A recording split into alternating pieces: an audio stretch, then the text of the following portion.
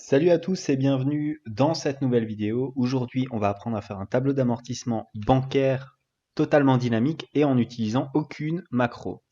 Alors, cette vidéo va être construite en trois parties. Tout d'abord, nous allons faire les caractéristiques de l'emprunt ici. Puis, nous allons apprendre à placer les formules de la première ligne d'amortissement de notre tableau d'amortissement bancaire. Et enfin, la troisième partie consistera à placer les formules pour la deuxième ligne et les suivantes de notre tableau d'amortissement bancaire. C'est parti. Nous voici donc dans notre première partie pour ce tutoriel de créer un tableau d'amortissement dynamique sur Excel. Donc tout d'abord, qu'est-ce qu'on va faire? On va faire la mise en forme générale de notre tableau d'amortissement ainsi que les petites cases qui vont correspondre aux caractéristiques de l'emprunt. Déjà, on va mettre un petit titre.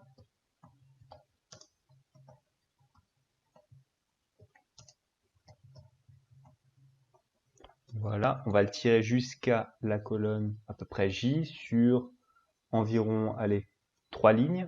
On va faire fusionner et centrer. Au milieu, on va mettre ça en gras et on va agrandir un petit peu la police. Voilà, 22, c'est à peu près correct. Ensuite, on va commencer par renseigner le petit tableau de caractéristiques de l'emprunt. Alors, qu'est-ce que c'est? C'est les informations générales de l'emprunt. Par exemple, la date de début, la périodicité, la durée en année, le nombre d'échéances, le montant emprunté,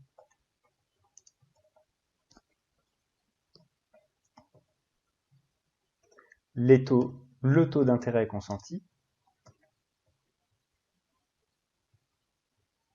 et enfin l'assurance pour la période.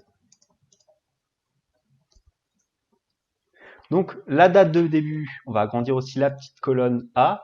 La date de début, donc là on va mettre par exemple le 5/05/2020. Ça servira naturellement comme base pour cet exemple-là.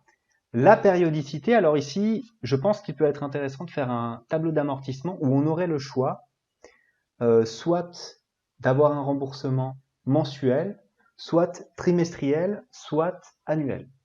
Donc, on va proposer tout ça. Alors, comment faire? On va créer une liste. Pour cela, il faut aller dans l'onglet Données, Validation des données. Vous avez ce petit cadre qui apparaît. Vous allez dans Autoriser, vous cliquez sur Tout et vous choisissez Liste. Ensuite, dans la source, vous allez mettre vos trois possibilités. Donc, annuité, point virgule, trimestrialité,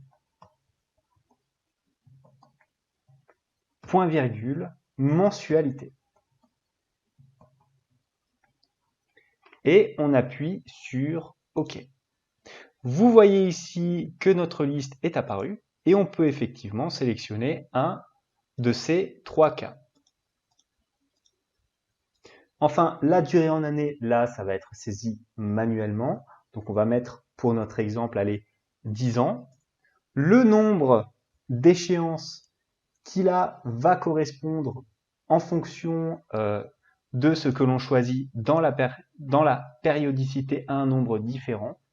Donc, par exemple, pour une durée annuelle de 10 ans, le nombre d'échéances, si on choisit un remboursement par mensualité, ça sera 10 fois 12. Si on choisit comme périodicité une annuité, ça sera 10 années. Donc, pour cela, nous allons prendre une fonction si imbriquée, une petite fonction. Donc, on va mettre est égal à si on ouvre la parenthèse, la périodicité est égale à mensualité.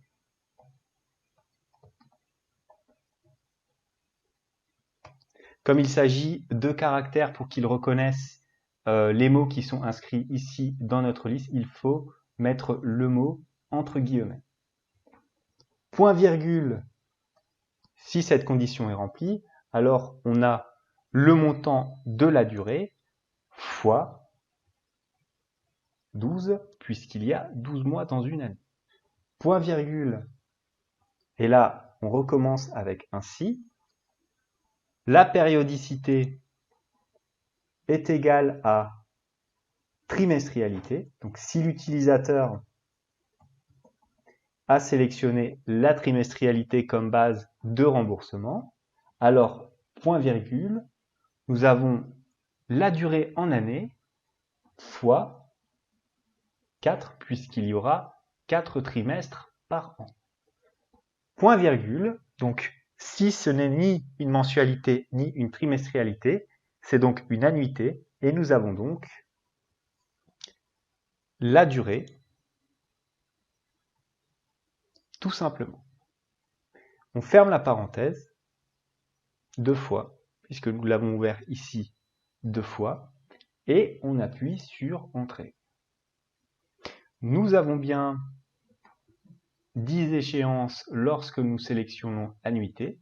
Si on prend maintenant la mensualité, nous avons bien 120 échéances, puisqu'il y a 12 mois sur 10 années, donc bien 10 fois 12. Pareil pour la trimestrialité, nous en avons 40. Je vous conseille aussi, au niveau de la mise en forme, de placer cette cellule au centre, ici et ici. On continue. Le montant emprunté, alors là, vous allez mettre un montant, celui que vous voulez emprunter. On va mettre pour notre exemple 100 000 euros. Mais ça fera partie des infos que l'utilisateur devra rentrer. Alors tout ce qui est du domaine monétaire, tous ces montants-là, vous devrez sélectionner au niveau de la cellule une mise en forme monétaire. Donc on va se placer sur la cellule du montant emprunté. Nous allons dans ce petit icône format nombre comptabilité. On clique dessus et là on voit qu'on a un montant avec 2 chiffres après la virgule. Moi, je laisse toujours 2 chiffres après la virgule puisque c'est les normes comptables. Après, si vous voulez, vous pouvez naturellement abaisser ce chiffre et faire en sorte d'obtenir un chiffre entier. Mais on va laisser les 2 chiffres après la virgule pour être en cohérence avec notre futur tableau d'amortissement. Le taux d'intérêt, là pareil, il sera renseigné par l'utilisateur. Ça sera le taux que la banque va lui consentir. Donc on va mettre par exemple un taux à 1,2%. Donc je conseille, avant de taper un chiffre, de se placer dans la cellule et d'aller dans le petit icône ici, style de pourcentage, voilà, de taper le taux consenti, d'appuyer sur Entrée et de sélectionner 2 chiffres après la virgule. Voilà. L'assurance pour la période, là, pareil, ça sera à l'utilisateur de la renseigner, ça sera donné par la banque. C'est bien le montant de l'assurance qui devra être payé à chaque échéance. Donc on va mettre par exemple ici 20 euros. Pareil, vous allez dans cette cellule-là, dans la mise en forme monétaire, pour que ce soit assez correct par rapport à ce que c'est. Voilà. Maintenant qu'on a fait ce petit tableau, on va un peu le mettre en forme en sélectionnant tout d'abord la partie des titres. On va ensuite dans bordure. Dans la petite flèche, on la sélectionne, on va dans bordure extérieure épaisse. On fait pareil pour la deuxième colonne et on clique dessus. Enfin, on va taper les chiffres, les titres, pardon, de notre tableau d'amortissement. Donc, il y aura tout d'abord les différentes périodes. Ensuite, les dates d'échéance. Puis le capital restant dû.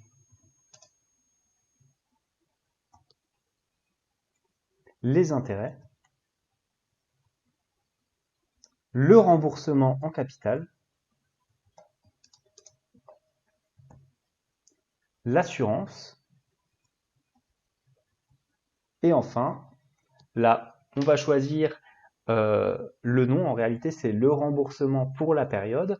Mais on va faire en sorte que dans cette case-là, il nous affiche soit le mot trimestrialité, soit le mot mensualité, soit le mot annuité que l'on aura choisi ici dans la périodicité. Donc, on va faire est égal à la cellule B6, puisque cette colonne-là va concerner le montant total à rembourser pour l'échéance qui sera indiquée ici. Pour la mise en forme, je vous conseille de cliquer 2 fois sur les petites colonnes afin que les titres soient tous visibles. On ajustera aussi en fonction des montants une fois que le tableau d'amortissement sera créé. On va sélectionner ça et mettre le texte en gras et on encadre le tout avec les bordures extérieures épaisses. Voilà cette première partie. Maintenant, on va passer à la mise en place de notre première ligne du tableau d'amortissement. Pour la première ligne de notre tableau d'amortissement, nous allons tout d'abord remplir la colonne de la période. Alors, qu'est-ce que va nous apprendre la période? Eh bien, c'est très simple, il va falloir ici placer un compteur correspondant au nombre de lignes nécessaires à notre tableau d'amortissement. Là, par exemple, dans notre petit tableau, j'ai tapé comme durée 1 an pour 4 échéances distinctes, puisqu'il y a 4 trimestres et que j'ai choisi trimestrialité. Par conséquent, il y aura 4 lignes. Donc, le but du jeu sera ici de faire apparaître un numéro incrémenté de 1 pour chacune de ces lignes. Il faudra donc faire apparaître 1, 2, 3 et 4, via naturellement une fonction automatique. Pour la première ligne, c'est assez simple, puisque dans ce cas-là, nous avons seulement la condition qui est que la durée doit être supérieure à 0 pour afficher le 1, puisque ce sera toujours la première ligne. Donc on l'écrit, est égal à si, on ouvre la parenthèse, la durée est supérieure à 0, alors dans ce cas-là, on affiche 1. Sinon, on met 2 guillemets pour faire en sorte que notre cellule nous affiche une cellule vide. On voit bien que ça fonctionne puisque nous avons un an d'annuité. Si maintenant on met 0, notre cellule affiche rien du tout, et ce qui est normal puisqu'on a une durée de 0. Voilà. À présent, passons à la colonne date d'échéance. Pour la première échéance, celle-ci va correspondre au mois qui suivra, à la fin du mois qui suivra la date de début d'emprunt. Par exemple, ici, nous avons contracté l'emprunt le 5 mai 2020. La première échéance sera le 30 juin 2020, à la fin du mois qui suit la date de début d'emprunt. Pour cela, nous allons faire appel à la fonction fin.mois qui va nous permettre d'appeler un mois d'une date définie. Donc, je tape ma fonction fin.mois, j'ouvre la parenthèse, elle prend en argument la date de départ à laquelle on peut décaler le nombre de mois. Par exemple, ici, comme nous souhaitons le mois de juin, nous allons prendre notre date ici. Je vais sélectionner, je vais cliquer ici entre le B et le 5 et appuyer sur la touche F4 de mon clavier afin que 2 $ apparaissent et que cette fonction-là soit donc figée, que cette cellule soit figée, peu importe si on la tire ou non. Je reviens dessus. Point virgule 1 pour qu'elle se décale d'un mois. Donc elle nous donnera la fin du mois de juin. Je ferme la parenthèse et j'appuie sur Entrée. J'obtiens bien le 30 juin 2020.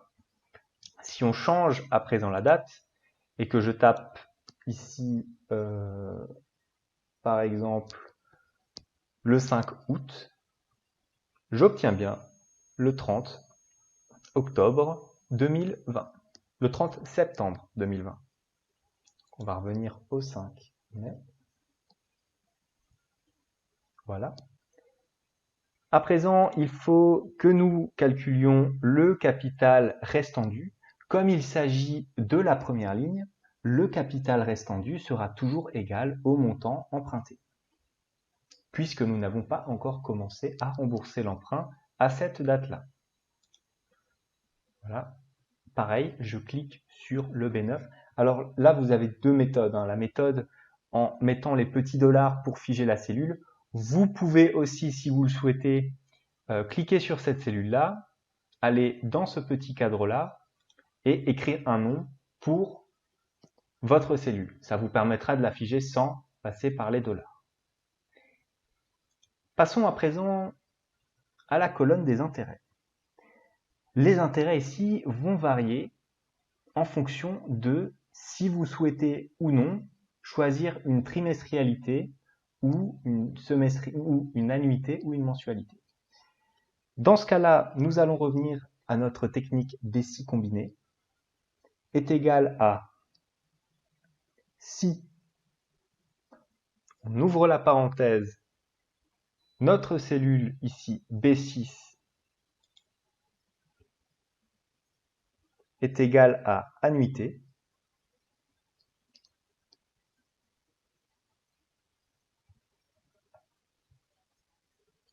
on ferme les guillemets, point virgule, on a le taux d'intérêt, ici, fois le capital restant dû. Là encore, je vous conseille de figer la cellule du taux d'intérêt en appuyant sur F4. Voilà, pour notre première condition. Point virgule, si notre sélection est égale à trimestrialité,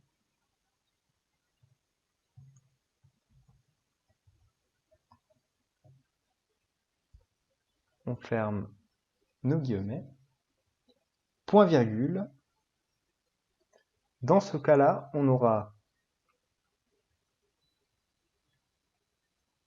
le montant des intérêts, ici, on ouvre la parenthèse, divisé par 4,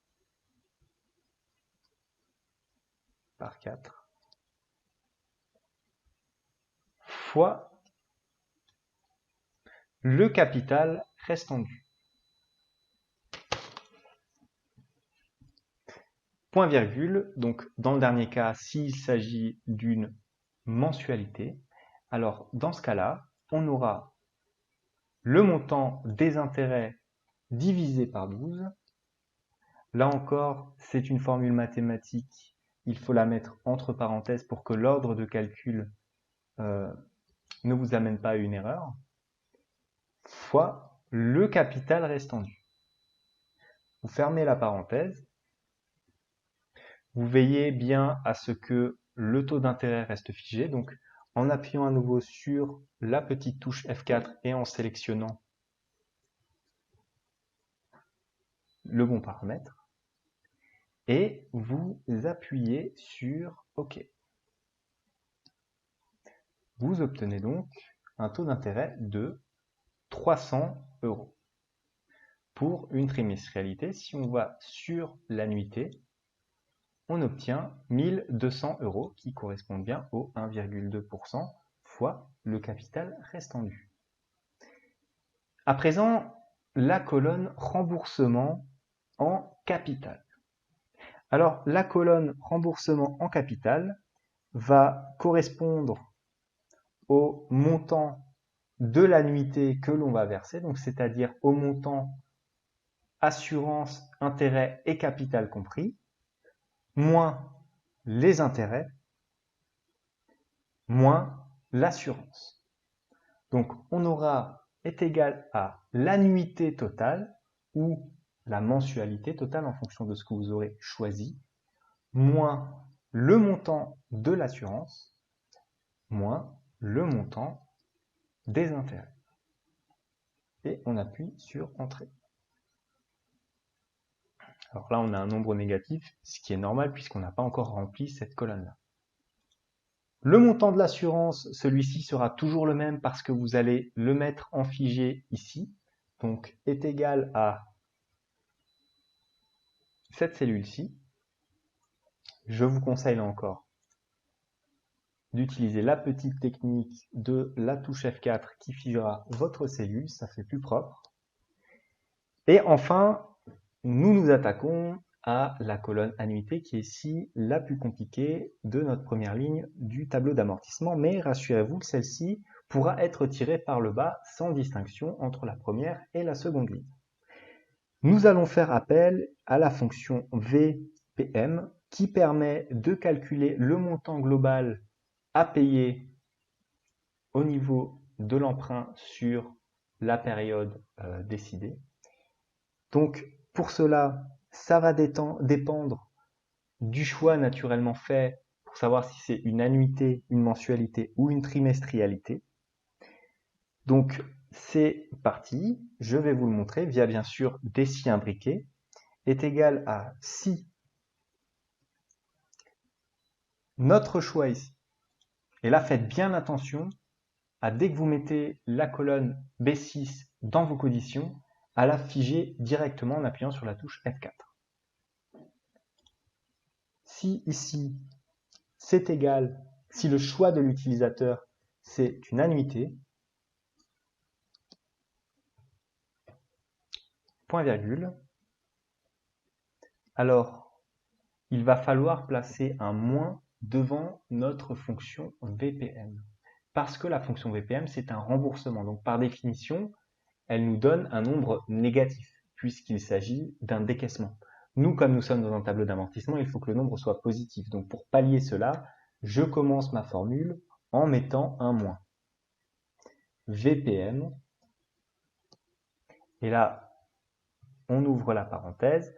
Vous voyez qu'il va falloir y inscrire le taux d'intérêt que l'on a eu auprès de la banque, ainsi que le montant emprunté, et bien sûr, nous pouvons y rajouter l'assurance pour la période. Donc nous avons moins VPM comme premier paramètre le taux, donc c'est ici le taux d'intérêt. Vous figez cette cellule puisque ça restera toujours le même pour le tableau d'amortissement.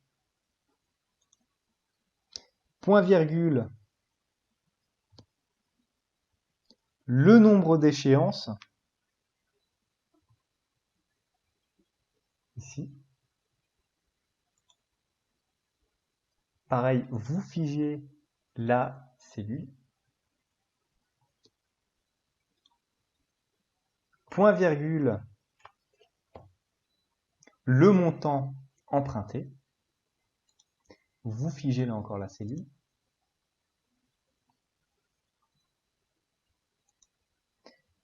Et nous avons fini le premier cas qui correspond à l'annuité choisie par notre utilisateur.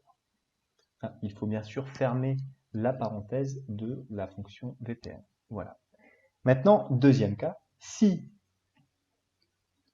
la périodicité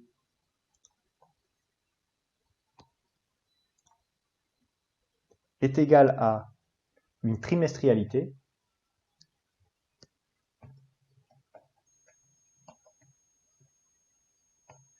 on ferme les guillemets, point virgule, moins VPM, on ouvre la parenthèse, de notre taux d'intérêt. Et là, comme nous sommes en trimestrialité, le taux d'intérêt ne correspondra pas au taux d'intérêt que nous avons ici, puisqu'on vous fournit à chaque fois un taux d'intérêt annuel. Et comme nous sommes dans une trimestrialité, il faut convertir le taux d'intérêt annuel en taux d'intérêt trimestriel. Pour cela, comme il y a 4 échéances trimestrielles dans l'année, nous devrons diviser le taux d'intérêt annuel par 4. Donc, je fige la cellule en appuyant sur F4 et je divise le tout par point virgule, le nombre d'échéances, que je fige lui aussi,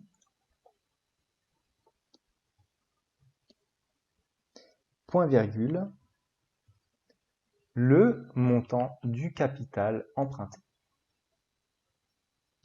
Et je ferme la parenthèse de ma petite fonction VPM. Enfin, nous allons entrer dans le dernier cas qui correspond à la mensualité. Donc là, pas besoin de mettre de fonction si, puisqu'il fera forcément le test logique. Si ça n'est pas une annuité ni une trimestrialité, il va forcément appliquer le dernier choix qui sera la mensualité. Donc là, vous l'aurez compris, c'est le même principe, donc moins VPM. On ouvre la parenthèse,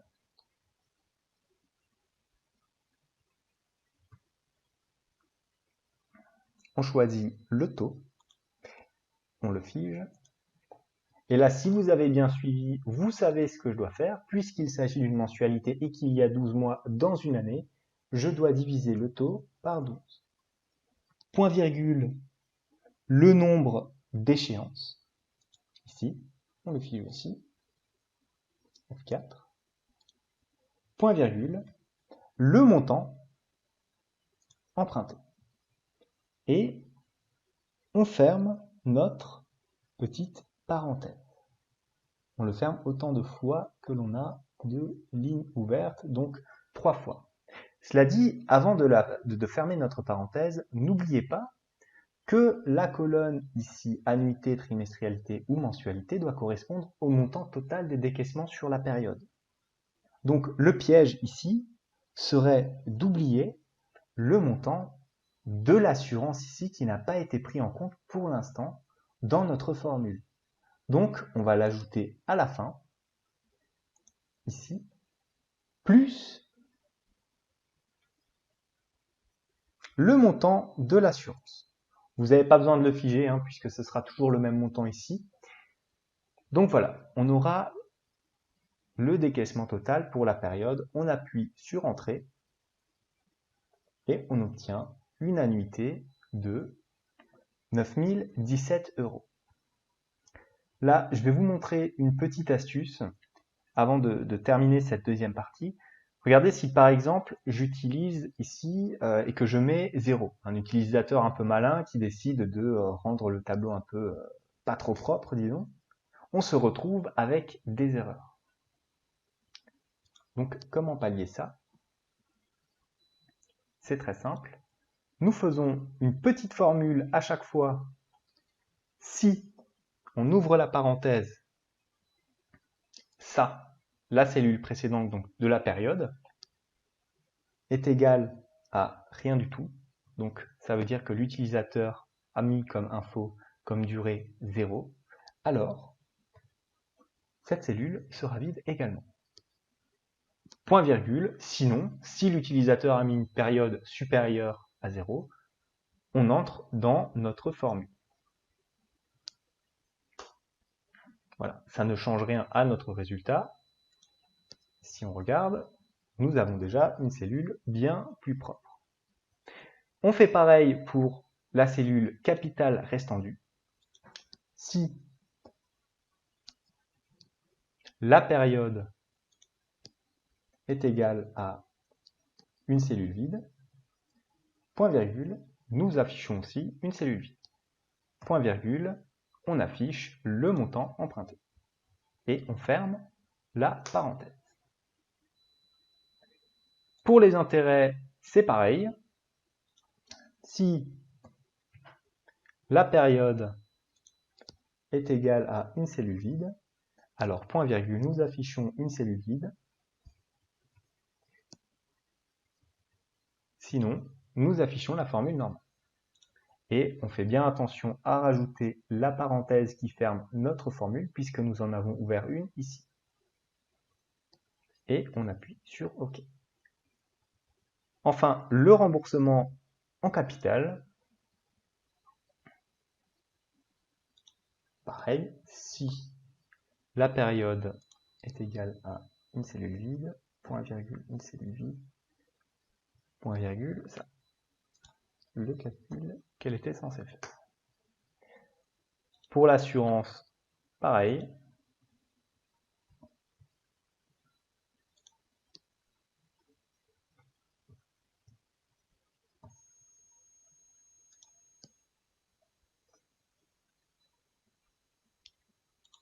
Et enfin, pour notre grosse formule d'annuité, on fait la même chose. La durée, si la période est égale à une cellule vide,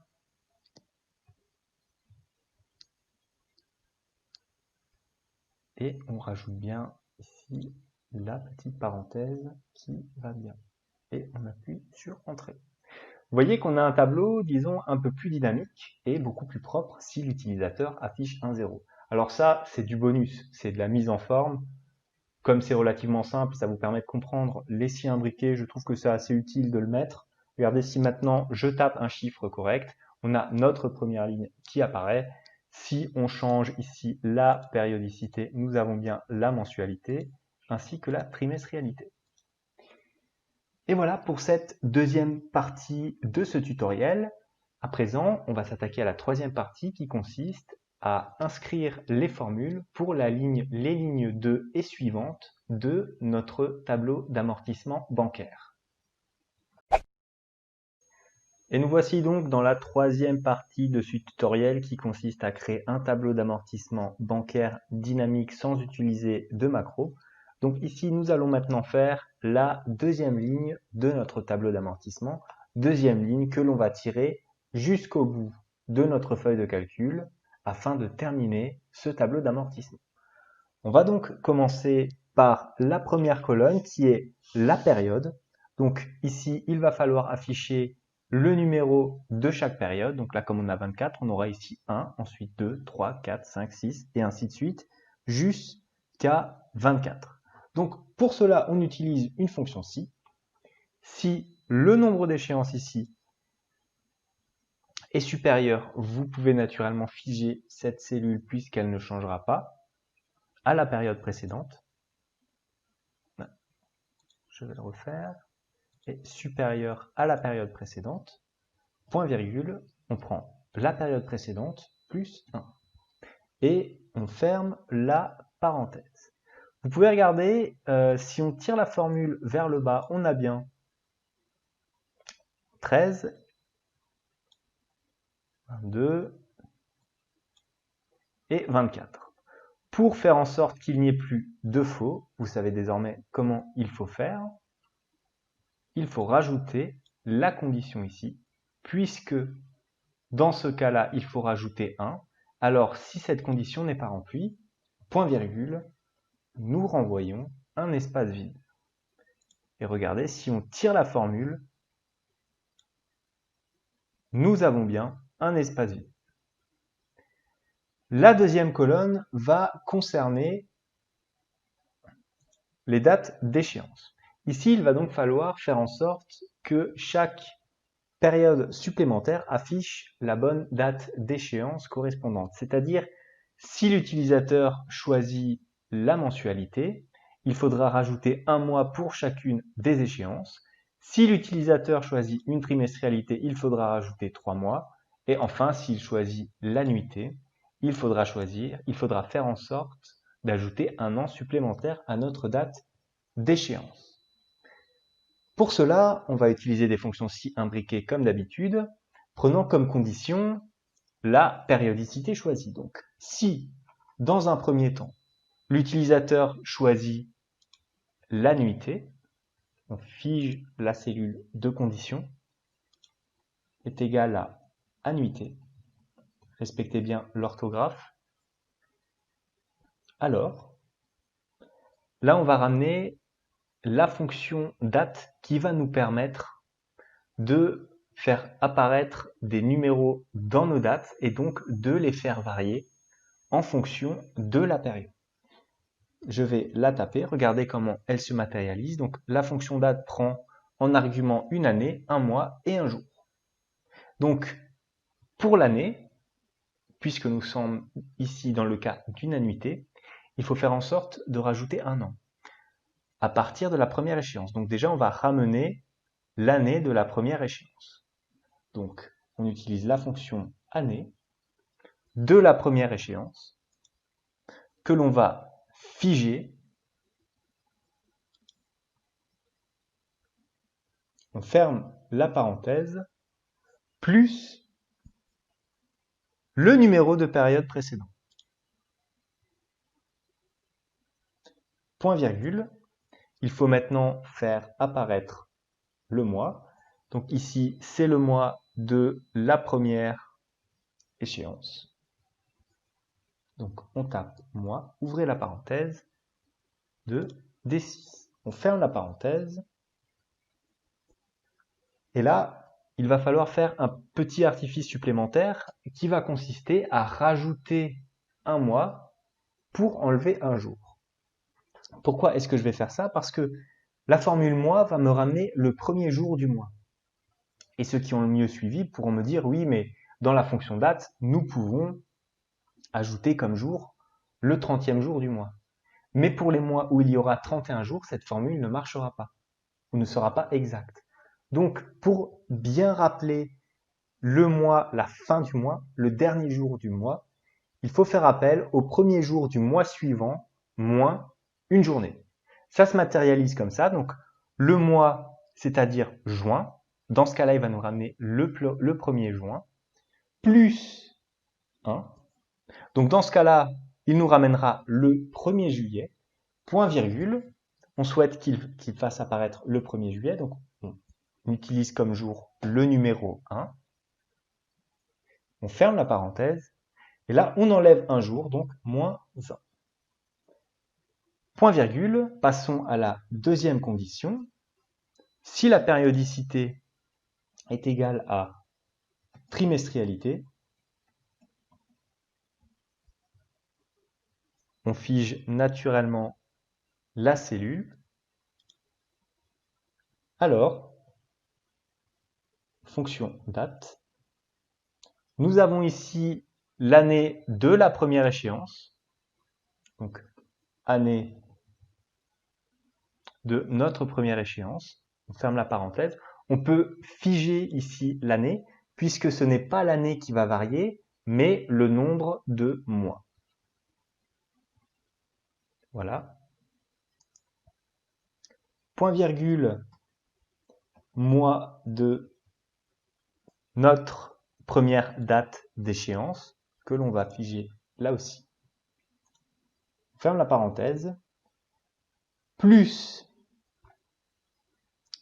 le numéro de période, et là, comme on veut des trimestres, on doit multiplier ça par 3, fois 3. On n'oublie pas de faire comme avant, donc de décaler d'un mois, plus 1. Point virgule, le jour, ça sera le premier. On ferme la parenthèse et on enlève un jour pour obtenir la fin du mois. Point virgule, dernière condition, date, ça va fonctionner de la même façon que pour les échéances trimestrielles, sauf qu'au lieu de multiplier par 3, on multipliera par 1, c'est-à-dire qu'on retapera la formule D6, donc année, de la première date d'échéance, on ferme la parenthèse, on fige la cellule,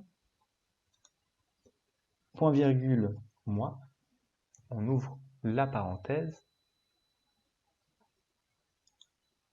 6, on ferme la parenthèse, on fige la cellule, plus cette période-ci, plus 1, point virgule, 1, puisque l'on souhaite là aussi le premier jour du mois suivant, ferme la parenthèse, moins 1. Et là, on fait bien attention à fermer notre grosse formule avec le nombre de parenthèses correspondantes et on appuie sur Entrée. On a donc notre deuxième formule. Passons maintenant au capital restant dû. Là, c'est relativement simple puisqu'il s'agit du capital restant dû de la période précédente moins le remboursement en capital de la période précédente. Le montant des intérêts, le remboursement en capital, l'assurance ainsi que l'annuité